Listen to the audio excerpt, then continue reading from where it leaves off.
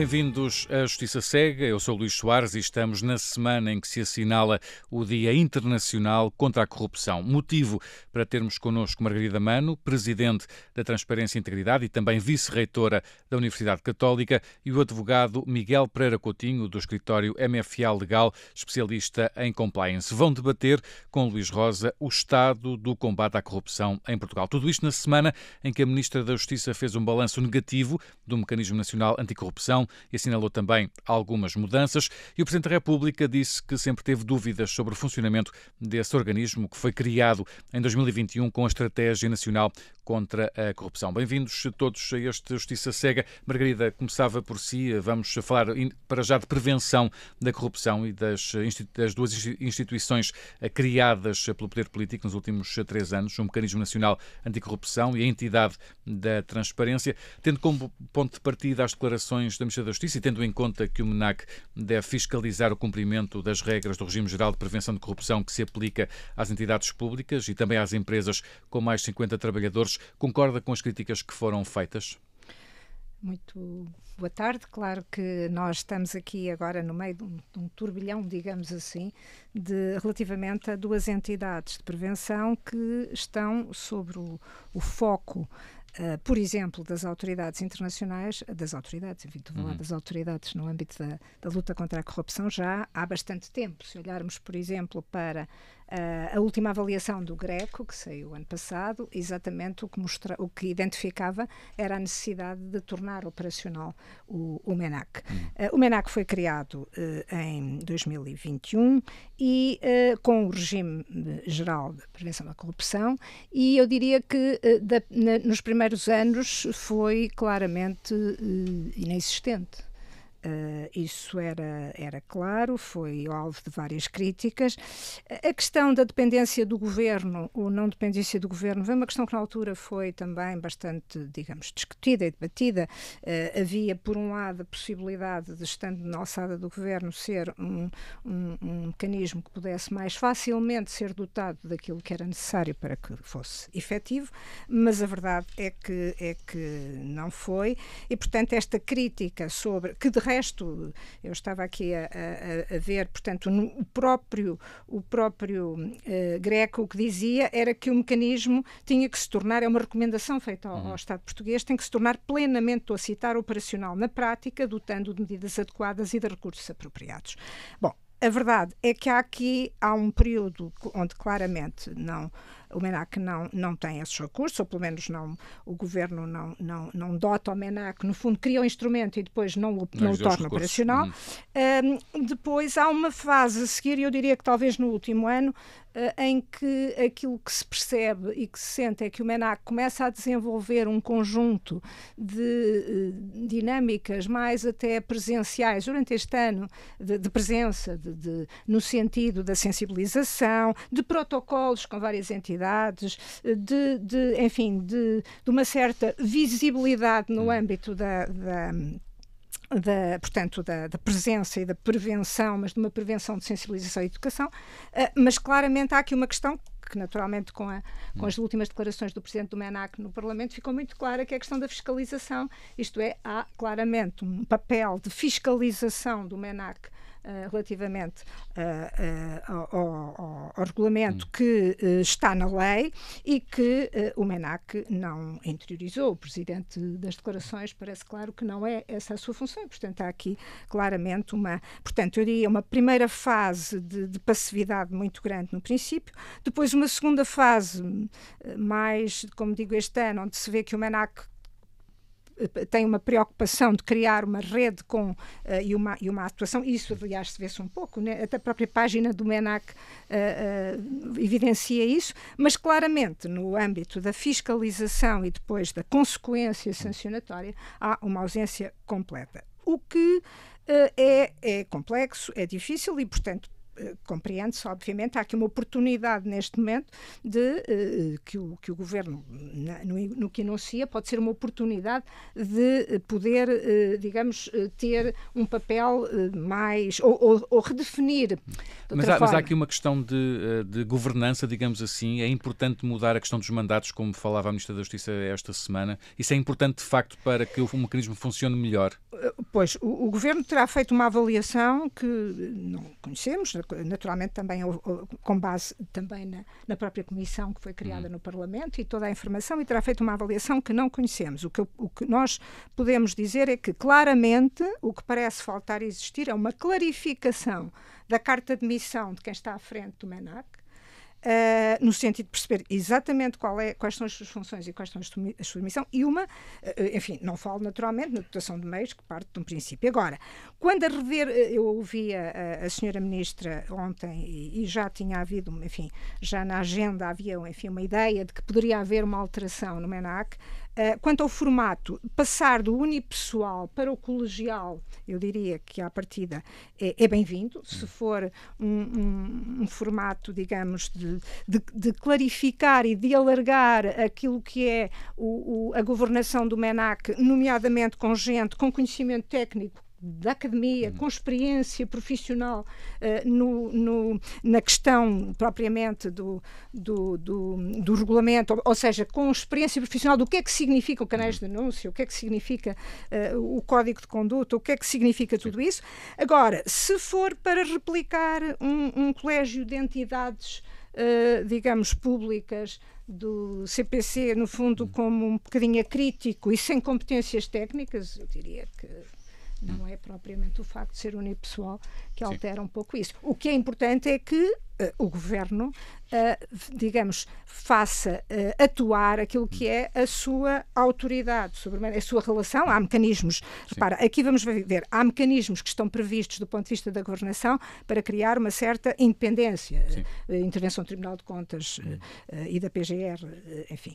Portanto, mas de facto o Governo tem que, no fundo, zelar por aquilo que é o desempenho do MENAC e já vamos um pouco aí também. A Miguel Pereira Coutinho fez críticas duras no trabalho de balanço dos 3 anos do MENAC que o Observador publicou também esta semana. Porquê é que, na sua opinião, o MENAC não está a funcionar? Muito boa tarde e obrigado pelo convite. Eu acho que o MENAC e este regime geral da prevenção da corrupção é um exemplo claro de uma ideia gira no papel, mas sem efeitos práticos nenhuns. Neste momento o MENAC está com uma crise de identidade, ou seja, não se sabe qual é que é a sua finalidade. Por exemplo, acho que ainda não percebeu se a ideia é replicar aquilo que era o Conselho da Prevenção da Corrupção, no fundo com funções pedagógicas, de recolha de informação, etc., e para tratamentos estatísticos, ou se é efetivamente por uma finalidade de fiscalização junto às entidades públicas e privadas. Também está com problemas sérios de governance, e esta questão da colegialidade. Eu também, por exemplo, acho que uma boa ideia seria alguma descentralização a nível do seu funcionamento, por exemplo, mesmo a nível da articulação com autarquias locais, etc., no fundo para haver um intercâmbio de informação e também no fundo, mais a operacionalização desta parte fiscalizadora, e depois também uma questão de comunicação. Eu, por exemplo, várias vezes entro no site do MENAC e eu saio de lá com mais dúvidas do que aquelas com que entrei. Porquê? Primeiro são textos e recomendações e documentos que são equívocos, que geram depois dúvidas que não batem certo com outros atos legislativos, que seguem interpretações que não têm nenhuma base legal. Por exemplo, agora foi criada esta plataforma. Existe uma dúvida de saber como é que se vai fazer, como é que se faz esse registro por parte das entidades privadas. Falam lá a dizer que o responsável máximo tem que subscrever as condições gerais de utilização dessa plataforma. O que é um responsável máximo numa empresa?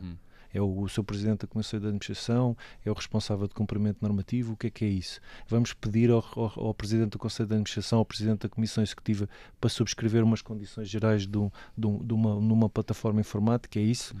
E, por exemplo, em relação à questão da fiscalização, o presidente do MNAC referiu na sua audição do Parlamento que recebeu, através do canal de denúncias, 102 notificações, portanto, estas comunicações, 42 foram arquivadas, 46 foram remetidas para as inspeções gerais e competentes e 14 remetidas para o Ministério Público, ou seja, não sobra nenhuma. Sim. Portanto, eles basicamente recebem uma comunicação e encaminham-na para os serviços competentes. E é importante... Um pombo-correio. Eu não sei se é uma finalidade de pombo-correio, mas que, repare, eles têm uma comissão de sanções que é integrada por dois inspectores designados pelas inspeções gerais e depois 2 inspectores designados pelas inspeções regionais, que se encontram na comissão de serviço. Tudo bem no papel, mas qual é que é a finalidade então do canal de denúncias do MNAC se nada é analisado no âmbito da comissão de sanções? Portanto, eles recebem, porque nenhuma destas 102 notificações que o MNAC recebeu através do canal de denúncias teve uma consequência. Foram analisadas, deram origem a algum processo. E depois, por exemplo, reparem, a certa altura é enviado foi publicada uma recomendação por parte do MNAC a dizer que era necessário enviar todos os meses um relatório a dizer se havia alguma regularidade ou não. Depois, há 2 meses, houve uma nova recomendação a dizer que os relatórios têm que ser assinados. Entretanto, o presidente do MNAC queixa-se da falta de recursos. Então, se queixa da falta de recursos, porque é que estão a receber todos os meses, ou pedem para serem recebidos todos os meses, relatórios para dizer se está tudo bem? Parece-me que o MNAC funciona em termos de recomendações, porque já percebeu, se calhar, que não consegue impor estes comportamentos, porque, por exemplo, não é como o Banco de Portugal ou a CMVM, que pode dirigir recomendações que sejam vinculativas para os seus destinatários, e então faz recomendações, mas essas recomendações em si mesmo, primeiro, não têm nenhum efeito prático, e depois também não tem nenhuma consequência para a sua violação. E aquilo que neste momento temos é uma plataforma em que se pede às entidades privadas para registrar o seu plano de prevenção de riscos e o código de conduta, quando são documentos que já estão nas suas páginas de internet. Eu, por exemplo, se eu fizer uma pesquisa Google, eu tenho lá os planos de prevenção de riscos de cada empresa e agora pede-se às empresas para registarem isso numa plataforma, um documento público. É uma redundância. É uma redundância. Ficam claras aqui também já algumas dessas questões. Luís, concordas com o Presidente da República que deixou no ar que era melhor ter mantido o Conselho de Prevenção na órbita do Tribunal de Contas em vez de se criar este mecanismo MNAC? Bem, eu acho que o Presidente da República, nós na altura, em 2022, fizemos eco disso. O Presidente da República foi um dos grandes obstáculos à criação do MNAC. Por exemplo, o próprio decreto-lei que o criou teve que ser negociado entre o Ministro da Justiça, Francisco Van Dunham, e o próprio Presidente Marcelo Rebelo de Sousa, que, aqui tem que ser muito frontal, agiu muito por influência do Presidente do Tribunal de Contas, José Tavares, que não queria perder, e aqui peço desculpa, mas as coisas têm que ser ditas como elas estão, não queria perder o penacho do Conselho Superior da Corrupção. Era isso que estava aqui em causa, uma espécie de guerra para não perder um órgão para outra entidade. É isso que estava aqui em causa. E, portanto, a questão é tão simples quanto esta. E estas declarações do Presidente da República, confesso que são mais uma marcelice, porque o Presidente da República está a contar a história pela metade, não está a contar a história toda. Bem, e para que é que serviu o Conselho Superior da Corrupção? Eu, por exemplo, só me dei ao trabalho de ir ver o que é que o Conselho Superior da Corrupção fazia para preparar uma conferência nos Açores. Então fui ver o que é que faziam. Então, grosso modo, aplicava-se ao setor público, recebia os códigos de ética, recebia os códigos de ética, recebia os mapas de risco que as entidades públicas tinham que os fazer. Eu fui ver para uns 10 ou 20 para perceber se havia diferenças. Não havia diferença nenhuma, aquilo era o copy-paste uns dos outros. Portanto, era um funcionário, um dirigente de um órgão público fazia um mapa de riscos, fazia um código de ética, mandava para o Conselho Superior da Corrupção e estava tudo bem. O que é que o Conselho Superior da Corrupção fazia também? Fazia concursos, uns concursos, por acaso, bonitos, com escolas, para sensibilizar para a questão da corrupção. Isto era importante, essa senhora. A educação nas escolas é importante, mas eu não parece que seja assim que se faz. Com um concurso, faz-se com conteúdos programáticos. Estamos aqui perante uma ex-ministra da Educação, vice-reitora da Universidade Católica. Faz perante um estudo curricular, uma cadeira, uma disciplina, que existe, se calhar, no primeiro ano, no segundo, no terceiro, no quarto, no ensino básico. Tem conteúdos educativos, tem conteúdos que são devidamente validados cientificamente, e faz com essa educação, não é com concursos, uma vez por ano, a reunir, fazendo uns desenhos, e pronto, e já está, parece que é uma brincadeira. Portanto, na minha opinião, o Conselho Superior da Corrupção não servia para nada. E o MENAC surge, para quê? Isto agora para dar esse enquadramento que é muito importante. O MENAC replica a Agência Francesa de Prevenção de Corrupção e replica, o Regime Geral de Prevenção de Corrupção replica a Lei Sapin 2, salvo erro. Acho que é assim que se chama ali em França. E, portanto, esta ideia já é uma ideia testada internacionalmente. Não está aqui a funcionar porque tem problemas de origem. Eu, por exemplo, recordo das críticas da Procuradora-Geral Adjunta Maria Morgado, que foram declarações do observador, era a primeira opção do governo para liderar o MENAC. E a Procuradora-Geral, na altura já jubilada, não aceitou o convite porque entendia que a orgânica era completamente mastodôntica, o adjetivo da Procuradora-Geral. E porquê? Porque estava muito baseada nas inspeções gerais, porque era uma organização que não era funcional. E esse diagnóstico está a se revelar certeiro a 100%. A ministra Rita Alarcão Júdice apresentou várias ideias no artigo de opinião que publicou no Observador que me parece que são importantes. Primeiro, o MENAC precisa ter um quadro próprio. Concordo, precisa ter um quadro próprio para estar menos dependente das transferências.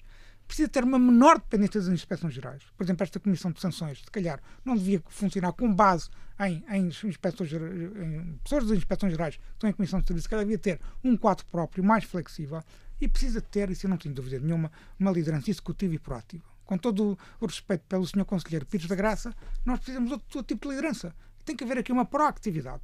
E a educação nas escolas, com certeza que nós precisamos, e o MENAC pode ter aqui um papel importante em fazer, enfim, acordos com o Ministério da Educação para que se criem aqui conteúdos programáticos. Agora, o MENAC não existe para dar educação nas escolas. O MENAC existe para aplicar e fiscalizar o regime de prevenção geral de corrupção, nomeadamente se aplica às entidades privadas. É essa a grande novidade. E é como o Miguel Pereira Coutinho acabou de dizer. Tudo o que o MENAC faz não tem consequência prática. Portanto, se as pessoas não apresentarem o código de ética, se receberem denúncias e não as tratarem, não há consequências. E esse é o problema. O MENAC é uma entidade de papel ainda hoje e custa 2 milhões de euros por ano aos todos os contribuintes portugueses. Já vamos falar um pouco também da questão da repressão, mas continuamos aqui ainda na questão da prevenção. Margarida Mano, falamos de outra entidade, a entidade da transparência, que deve fiscalizar as declarações de rendimentos dos titulares de cargos políticos e públicos. Que balanço é que faz também desta entidade, do trabalho desta entidade? Bom, esta entidade teve claramente um início inexistente, não é? Portanto, ela é criada em 2019 pela Lei Orgânica e só em 2023, 4 anos depois, é que é nomeada, que era a Presidente e o Conselho, enfim, há aqui entretanto um episódio de instalações, que seriam as instalações que teriam a obstar e anda-se à volta disso, e também as instalações só ficam em 2023, já nem sei, em abril, etc. E, portanto, claramente que houve aqui enfim, 4 anos, um cap de 4 anos muito difícil de explicar, que é também apontado numa das recomendações do GRECO, e depois há aqui, diria, uma ação que se traduziu objetivamente, um grande objetivo, ou um dos objetivos, uma prova de vida, era ter a aplicação online para as eleições de 2024, onde os candidatos pudessem, já introduzir num novo sistema portanto, a informação, porque essa é uma das funções, é a regulamentação, é a regulação das questões éticas dos políticos e, portanto, os seus conflitos de interesse, etc. E, portanto, nessa prova de vida passou, mas nós, a TI, por exemplo, acompanhou muito bem o que foi o processo da criação, muito bem, à distância, na distância possível, o que foi o processo da criação dessa plataforma, que foi uma plataforma criada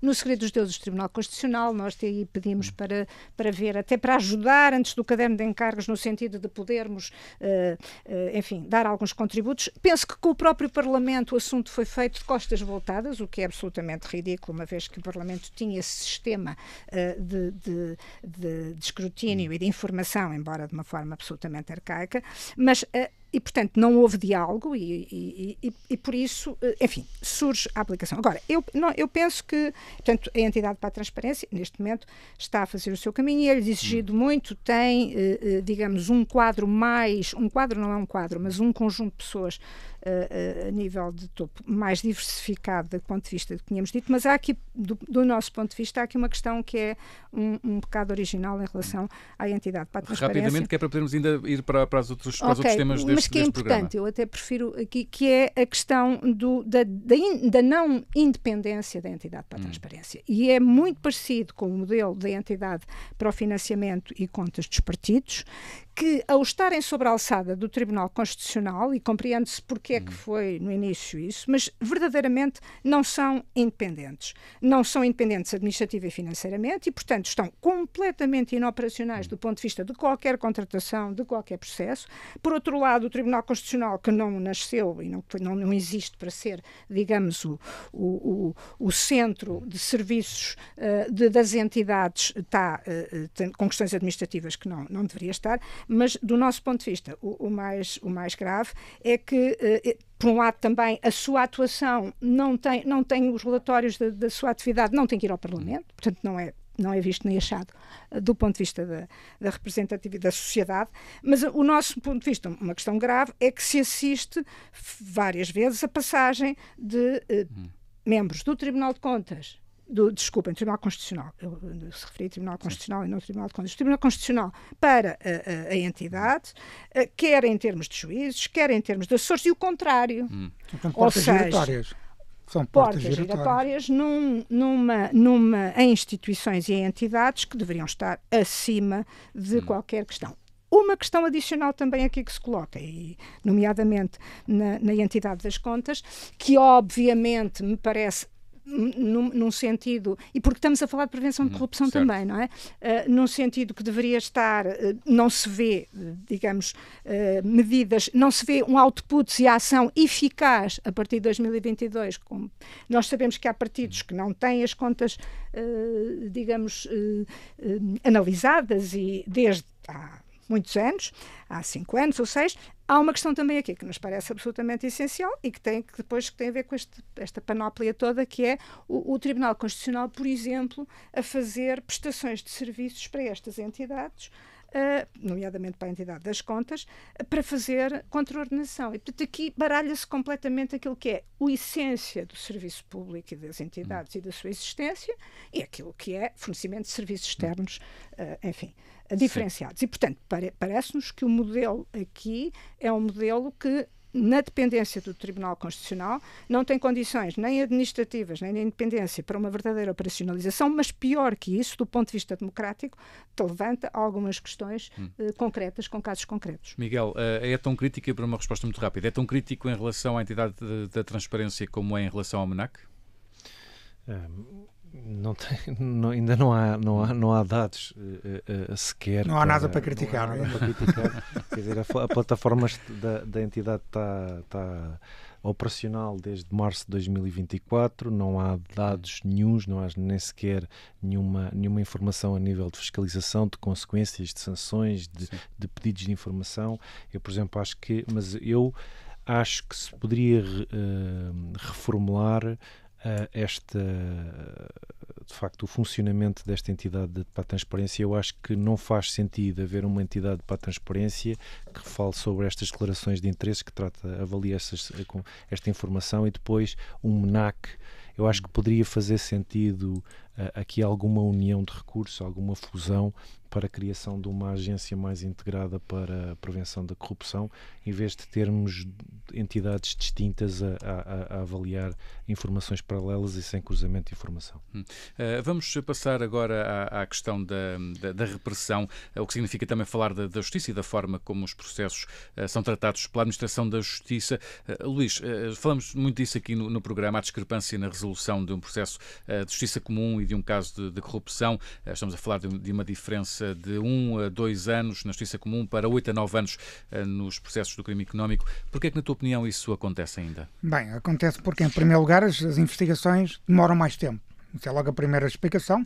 O Ministério Público é muito pouco pragmático, muitas vezes, E temos, umas vezes é, outras vezes não é. E temos processos muito volumosos, que demoram muito tempo, e, portanto, investigações que podem demorar 3, 4, 5, 6 anos. Atenção que eu acho que há situações em que isso justifica. Eu acho que o tempo que a Cooperação Marquês levou a investigar é um tempo perfeitamente credível e normal, tendo em conta a informação que ali está e tendo em conta o processo que é.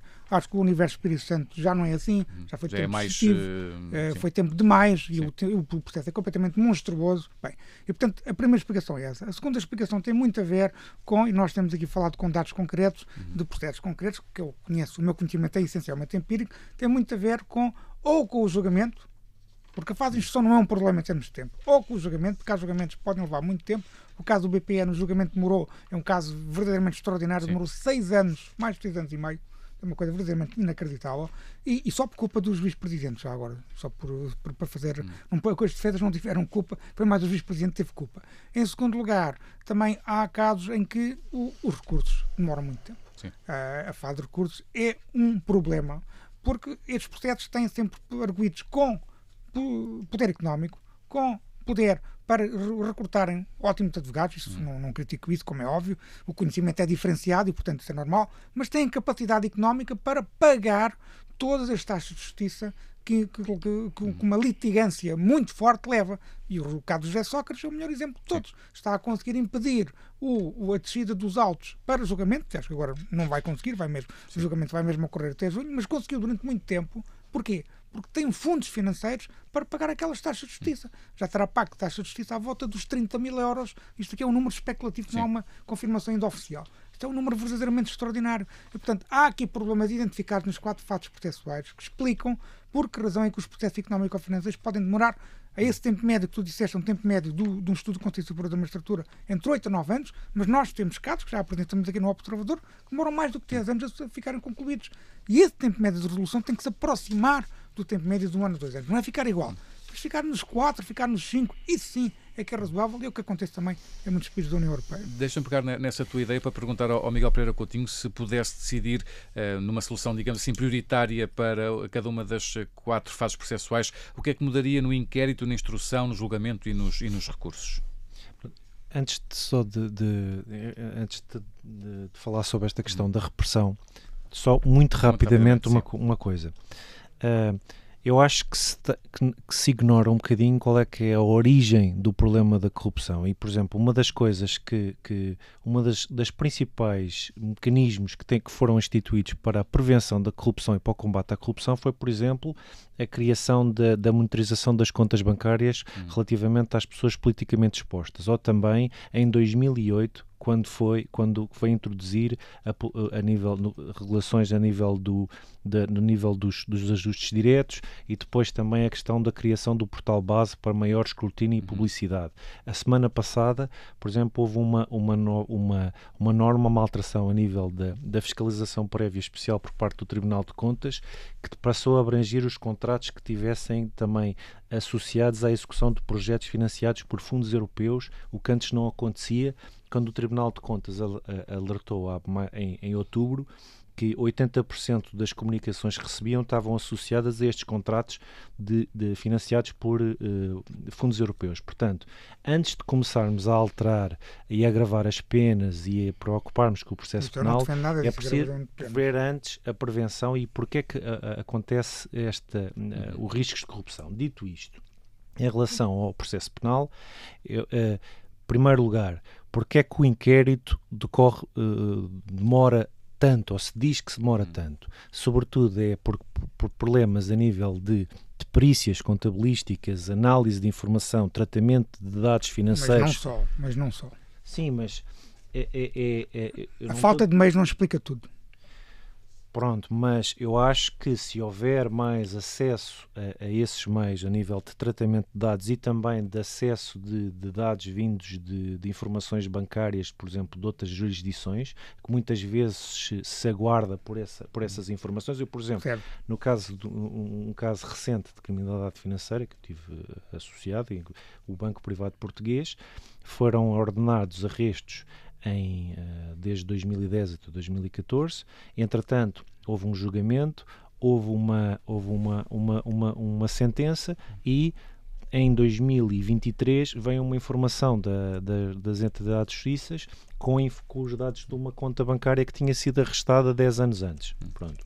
Eu acho que é importante reformular esta troca de informações e, em relação à instrução, acho que deveria ser, fala-se essa questão de evitar que a fase de instrução se torne um julgamento. Eu acho que, mais do que isso, era ponderar a criação de secções especializadas no combate à criminalidade complexa e financeira nos tribunais de primeira instância e nos tribunais de relação, porque não existe. Sobretudo, o que nós temos nos tribunais de relação, quando há um recurso, há civil e penal. Não há uma secção especializada para esta criminalidade complexa. Acho que devia haver essa especialização, não só nos tribunais de primeira instância, como também nos tribunais de recurso, para, no fundo, criar essa maior sensibilidade para tratamento deste tipo de criminalidade e para também agilização a nível das decisões, porque eu acho que não há essa familiaridade por parte dos juízes, porque temos juízes, não só juízes de primeira instância, como juízes de desembargador, que tanto tratam de um crime de pequena complexidade como alta complexidade. Estamos já quase a terminar e, portanto, queria aqui perguntar à Margarida Mano, muito rapidamente, uma resposta muito curta, relativamente à preocupação que a opinião pública tem em relação à percepção que tem para a corrupção, que é uma percepção muito influenciada pela forma como a justiça trata este tipo de criminalidade. Como é que os portugueses conseguem compreender e olhar e ver que José Sócrates ainda não começou a ser julgado, por exemplo, Margarida? Os portugueses não conseguem compreender, não é? Não há compreensão possível. A questão, para além dos casos concretos, que são muitos e que, enfim, são muito escalpelizados por quem... A preocupação da TI é ajudar, no sentido, obviamente, de poder dar visibilidade às situações, mas sobretudo no sentido de que se intervenha sobre os mecanismos. E eu só diria o seguinte, muito rapidamente.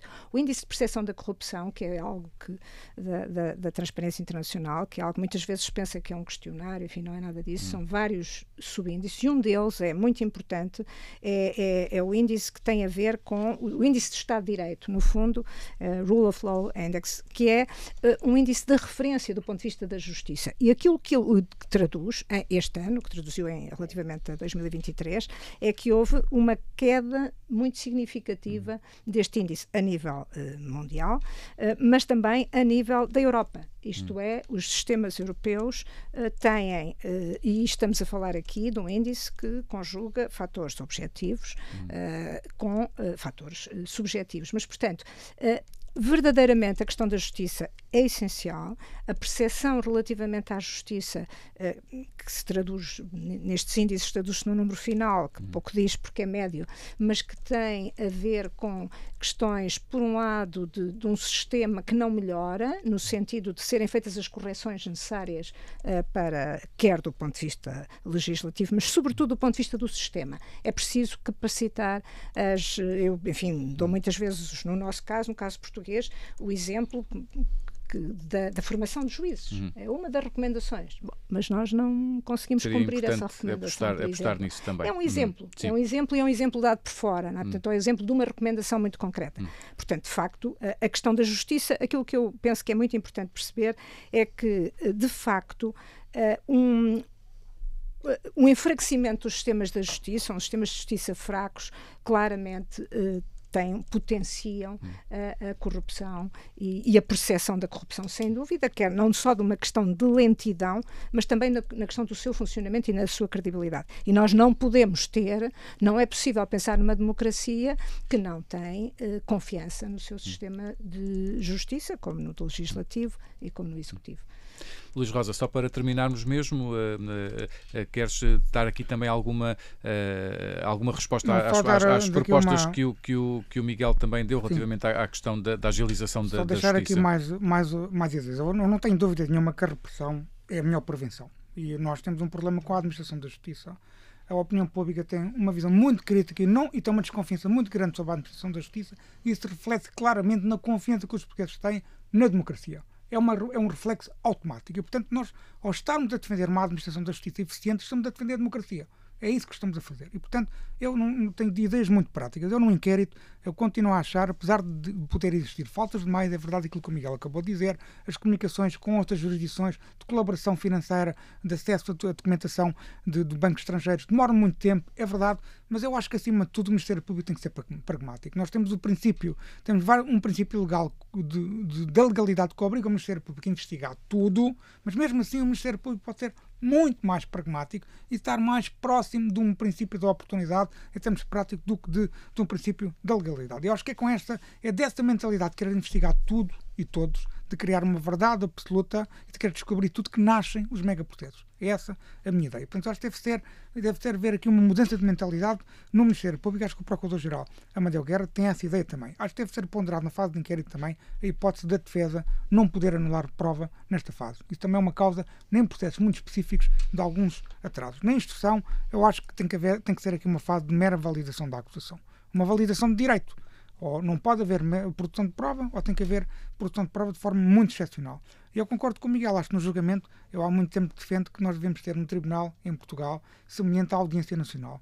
A comunidade jurídica resiste a essa ideia, entende que isso é inconstitucional, porque pode ser um tribunal de competência especializada, mas há outras ideias, nomeadamente um juízo de competência especializada, como o Miguel acabou de dizer agora, mas sem restrições de crimes. Ou seja, com ideias concretas para a criminalidade mais complexa. E no julgamento acho que tem que haver um reforço dos poderes dos juízes. Nós não podemos ter julgamentos em que estamos a ouvir 500 testemunhas, 600 testemunhas, 700 testemunhas. Eu gostava de saber em que outros países da União Europeia isto é permitido. Muito provavelmente as testemunhas vão dizer exatamente a mesma coisa, algumas delas vão dizer exatamente a mesma coisa, e o juiz deve ter o poder de dizer, não, já ouvimos essa questão já está assente, não vamos ouvir mais testemunhos. Ou então, como até acho que foi o próprio Miguel que me contou isso, e outros colegas do Miguel, outros colegas advogados com conhecimento de outras jurisdições europeias, ou então temos uma fase de julgamento em que assentamos logo qual é a prova que está provada, quais são os factos que estão provados, e temos julgamentos também mais celos, porque há questões que já não precisamos de produzir prova em audiência de julgamento. E, finalmente, a questão dos recursos. Eu acho que a questão dos recursos é essencial. Temos que ter uma revisitação dos recursos, e o Governo tem essa intenção, dos incidentes processuais. A questão da Operação Marquês prova até a exaustão, mas há muitos outros exemplos. Nós aqui no Observador já demos muitos exemplos. Estejamos a dar um exemplo do Face Oculta, em que uma decisão estava transitada em julgado há um ano, já tinha transitado em julgado, pena de prisão efetiva, e os arguidos não estavam a recorrer sobre se tinha transitado em julgado ou não. Portanto, o nosso processo penal é muito burocrático. A nível da fase de recurso, tem muitos incidentes processuais, ele tem que ser claramente simplificado. E, para terminar, o Procurador-Geral Amadeu Guerra defendeu ontem a ideia, esta segunda-feira, a ideia da colaboração premiada, que é uma ideia que ele defende há muitos anos. Eu acho que essa é uma boa ideia no sentido que até já existe na nossa lei. No combate à droga, ela já existe na lei penal. Já existe também nas autoridades administrativas. A autoridade da concorrência também já tem uma espécie de colaboração premiada. Mas eu acho que o nacionalismo judiciário da nossa comunidade jurídica não permitirá esta ideia. Como também haverá sempre aqui alguma autoproteção da classe política. E sem nenhuma espécie de populismo, sendo muito frontal e direto. Há uma espécie de autoproteção da classe política, porque estão mais preocupados, por exemplo, o PS e o PST, em pensarem num prazo vinculativo para o inquérito, para que o Ministério Público seja obrigado a fazer inquéritos e investigações em determinado período de tempo, o que poderia impedir, por exemplo, de descobrir os circuitos financeiros todos da Operação Marquês, por exemplo, que demorou 4 anos a descobrir, do que, por exemplo, em perceber onde é que podemos ter um processo penal mais ágil. Porque estamos sempre a falar das liberdades e garantias. É verdade, estamos a falar das liberdades e garantias e há muitas coisas para melhorar nessa área também, claramente. Mas a eficiência da justiça é fundamental para que os portugueses acreditem na administração da justiça, acreditem numa administração da justiça mais igual e acreditem, acima de tudo, na democracia, que é o regime da transparência, é o regime do escrutínio, é o regime em que não há abuso de poder. Isso é o regime da democracia. E, portanto, os partidos políticos, o PS e o PT, nomeadamente, têm que estar mais atenção a esta matéria e menos atenção, se calhar, a uma autoproteção. Isso é que eu acho que é fundamental. Margarida Mano, Miguel Pereira Coutinho, muito obrigado por terem vindo à Justiça Cega. Já sabe que pode seguir-nos e deve seguir-nos nas várias aplicações de podcast. Eu sou o Luís Soares, eu e o Luís Rosa. Estamos de regresso de hoje 8 dias. Até para a semana. Até para a semana. Muito obrigada.